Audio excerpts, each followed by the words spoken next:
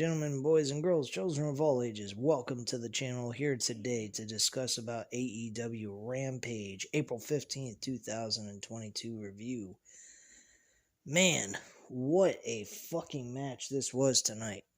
This main event for the World Heavyweight title between Adam Cole and Adam Page was off the chain. I mean, this was a fun match. Hell of a World Championship match. I would even been okay with this match being on Double or Nothing's pay-per-view, but hey, I'll take it for free, man.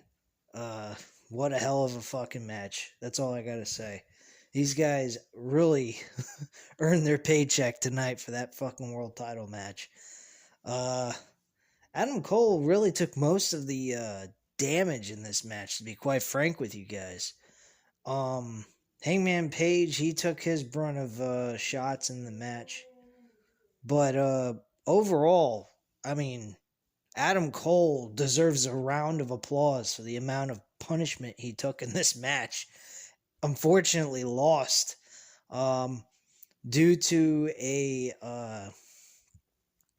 Deadeye maneuver from the apron through a table. I hope Adam Page's legs are okay. His knees are all right because he landed directly on his knee from his knees on a high elevated maneuver to the floor. So I'm pretty certain his knees were not feeling too good. Thankfully, he was getting up and moving okay to end the match and win. But damn, that had to fucking hurt. Not to mention there was a Jesus Christ reference, which I thought was a little interesting since Easter is right around the corner on April 17th. They put barbed wire over Adam Cole's skull before he did the Deadeye maneuver off the apron through the table. I thought that was very interesting. I thought that was pretty fucking cool. Me being a Christian and all, I found that little reference to be kind of cool and neat. And to throw that in there and to say, hey, Adam Cole's a piece of shit. He deserves to have a barbed wire crown on top of his head. I agree with that. Jesus did not deserve a thorn crown on his skull. He deserved the legit crown. But anyway, moving away from all that, personally, that was pretty cool in my book. But yeah, Adam Cole, he plays the heel, so he deserves to be called a piece of shit, even though, yeah, he's fucking entertaining as hell. And downright, you know, he did it fair. He didn't cheat. He didn't have Red Dragon come out. I gotta give him a lot of credit in that match. Very impressive. Ruby Soho had a match as well for the Owen Hart tournament against Robbie Renegade, I believe is her name. Or Roby Renegade, excuse me. And that match was very interesting. That was actually a match just before the world title. And this was actually kind of unique. She had Roby Renegade actually had a twin sister. This reminded me a lot of like Kurt Angle back in the Attitude Era with his brother Eric Angle. But back then, I mean, Eric does not look entirely like Kurt Angle. They look similar, but not exactly the same. And they did a very similar situation here, only these two are twins. They look alike. So you legitimately, if you're not watching and you look away for a period of time, you would actually think that that was the same person, which it wasn't. And Ruby Soho somehow managed to pull this off. I thought she was going to lose, which I found to be, I was thinking to myself, what the fuck?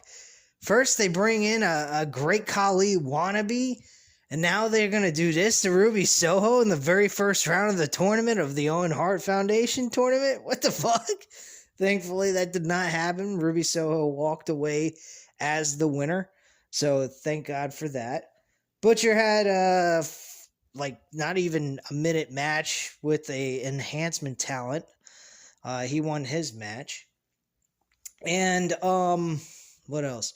Oh yeah, Dustin Rhodes has requested to have a match with CM Punk on Dynamite next Wednesday. That should be an interesting match. I mean, CM Punk has not really had any legitimate storyline going on with the world title, but let's be honest, he's waiting in line for this world title match that took place tonight finally. So after Dustin Rhodes and CM Punk end their match, I think we're going to start seeing a build between Adam Page and CM Punk. And everybody's going to get what they've been looking for, and that's an actual storyline for CM Punk to work on. But at this point in time, the storyline for CM Punk's main focus is just winning matches to keep him legitimate for a world title opportunity. So that's all they've been trying to focus on, which is totally fine. I mean, you can't expect them to be able to put CM Punk in a legitimate storyline if Adam Cole and Adam Page are both competing over the world championship, which now today was officially over. But I mean, there was not much they could do with him at that point, so keeping him relevant on TV, doing opener matches and winning them was the best thing they could do. So you can't, fault AEW for that. That was the best decision they could do at that point. Instead of keeping him off TV the whole entire time, they allowed him to, have match after match after match, winning all the time. This match, though, I'm actually looking forward to. I've never seen Dustin Rhodes compete against CM Punk. I wish we could have gotten a CM Punk Cody Rhodes match. That would have been pretty interesting. But unfortunately, we never got that opportunity. Thank you, Cody, for fucking that up for us. Because you wanted to be the main focal point of the company when you're not really all that young. MJF is, and some other guys are. But then again, people could come at me and say, whoa. You want to shit on Cody Rhodes, but then they got CM Punk out in the wings getting ready to take the world championship from Hangman Paige. And my sentiments to that is real simple. CM Punk wins it. Guess who's coming next for that world title? It's MJF. So count on this. There will be a rubber match between CM Punk and MJF. And this time, CM Punk will lose to MJF a second go-round, and it will be for the World Heavyweight Championship. Bank on that, bitch. So, to anyone that wants to shit on me for saying what I just said about Cody Rhodes. But, yeah, there's a purpose to why CM Punk is winning the World Championship, and it's not really to give CM Punk the main focal point of being the main focal point of the company. It's to elevate a young superstar such as MJF, which they have a long, almost several months of build that went into it that ended with, Wardlow turning on MJF, and now they've got MJF sidetracked away from the World Championship for him to ultimately go right back into the title hunt and beat CM Punk for the World Championship.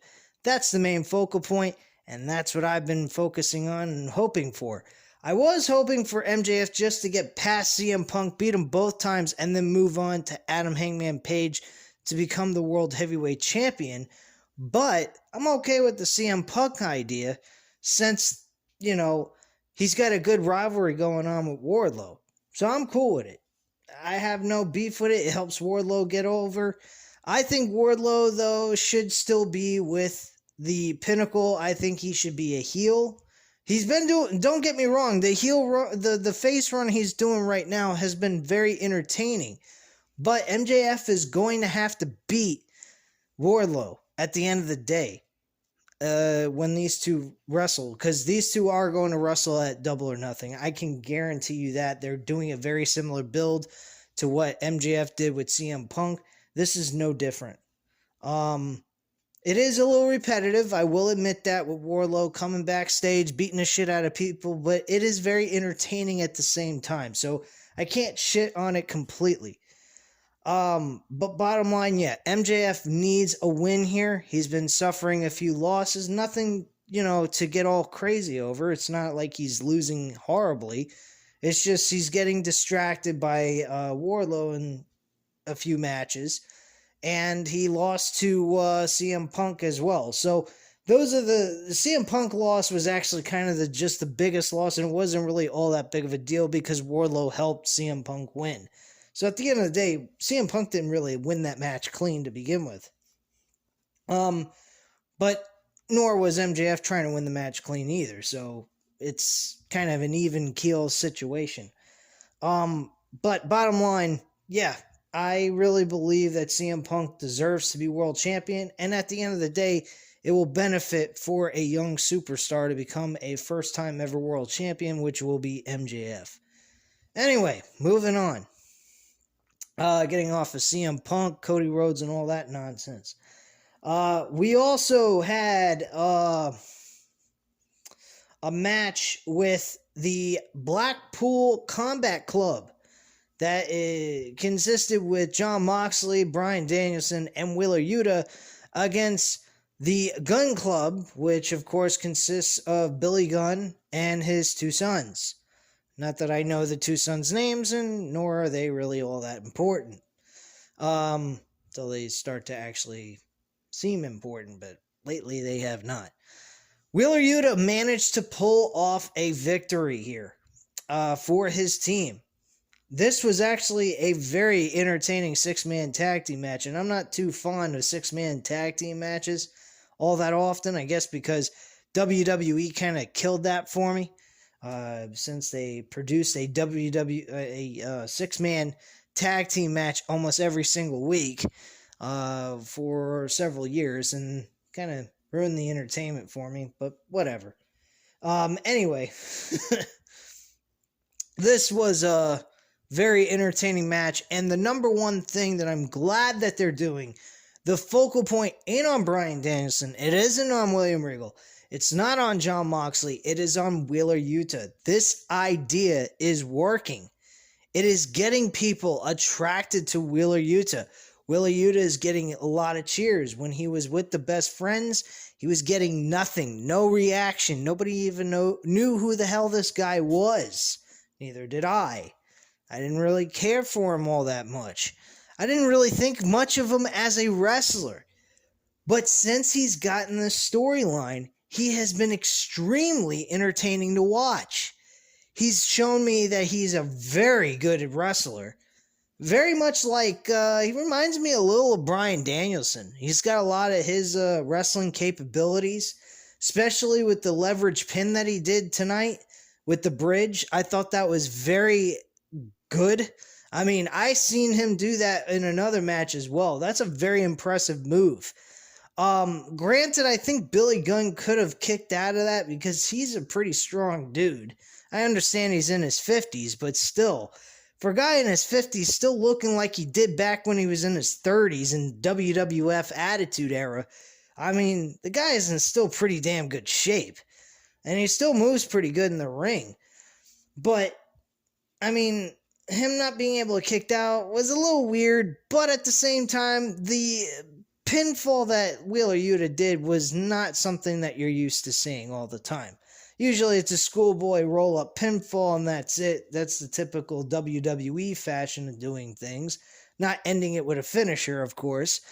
But this was different. This was a different way of winning. Yes, it was a roll-up pinfall, but a leverage roll-up pinfall with a bridge. So it was a good way of ending the match. Bottom line, though, the action was excellent. The two sons did well in this match as well as they could. And I think everyone succeeded with this, and it all was centered around Wheeler Yuta. This whole entire faction is centered around Wheeler Yuta. And I think this is excellent. I think this is very entertaining stuff. So congratulations to, AEW, and with William Regal and Bryan Danielson and Jon Moxley, all three of these men trying to help this guy get over, and they're doing a great job, as well as the other people working with Wheeler Yuta. You know, I'm not going to put all the credit on those three other men, part of the Blackpool Combat Club. this guy has gotten in the ring with some pretty good performers. Josh Woods, I almost said Jacob Woods. Josh Woods, the guy he competed against for the Pure Wrestling Championship. I think he had a solid performance with him, and the crowd actually was cheering for him, Wheeler Yuta. So, this run has gotten him over big time. The matches he's having with the other performers are helping him get over as well. I mean, he is getting a lot of attention. This is great stuff. Good stuff, man.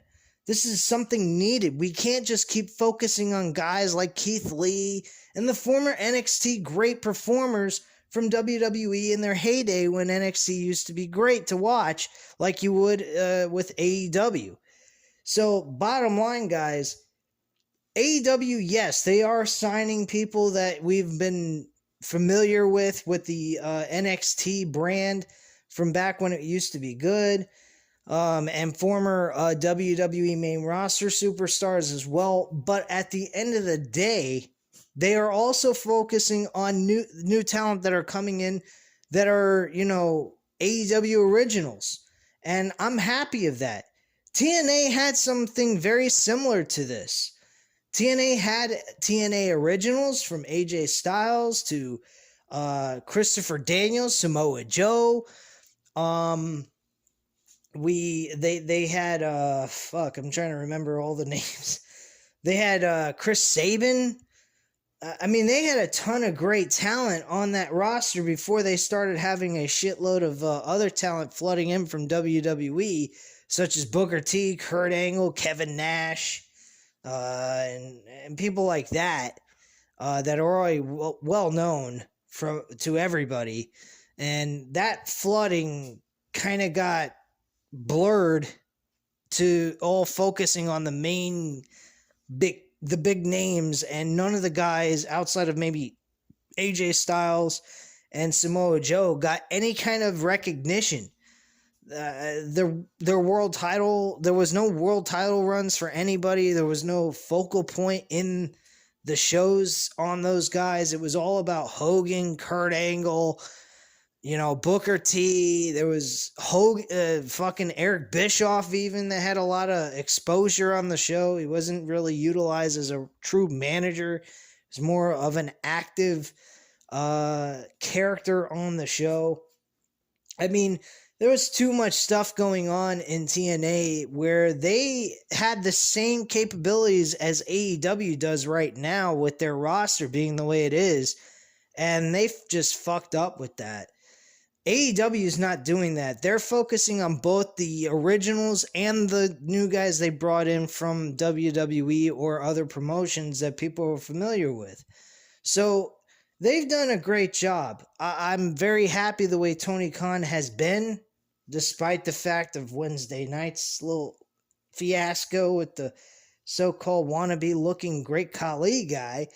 But still, even Dynamite this past Wednesday was a good show. I mean, there's no doubt about it. Even that blemish of, bad taste, it still was a good show regardless. This show, oh man, there was no way you can tell me that this show was a shit show. If you think Rampage tonight was a crap show, you got a serious head problem. And tomorrow, we got Battle of the Belts 2, with the fucking TNT Championship with Scorpio Sky and Sammy Guevara. We got Jonathan Gresham defending the Ring of Honor World Championship against fucking oh shit, I forgot the name. Trying to remember here. Jonathan Gresham and Dalton Castle. That's who the opponent that Jonathan Gresham is facing. Then plus we also have the women's AEW World Championship match with Thunder Rosa versus Nyla Rose. So, I mean, we got a pretty decent Battle of the Belts card for tomorrow night, which, by the way, I think I'm going to be going live. You guys will have a notification whether or not I will. And if that's the case, we'll also do a Random Wrestling Talk episode with that as well. So we're going to have a stacked show. Last weekend, I said I was going to do an Impact Wrestling review. Unfortunately, there was really no Impact Wrestling event that took place for that episode. It was mostly about the situation that took place on April 1st, which I wasn't going to go back and actually watch on their Impact Wrestling episode just to review something that already took place. I'd rather watch what's currently happening for the build towards Rebellion. So that's what we're gonna do. Hopefully that's what they did on this Thursday's episode that happened just yesterday. So hopefully that was the case. If not, I will notify you whether or not I'm doing the review.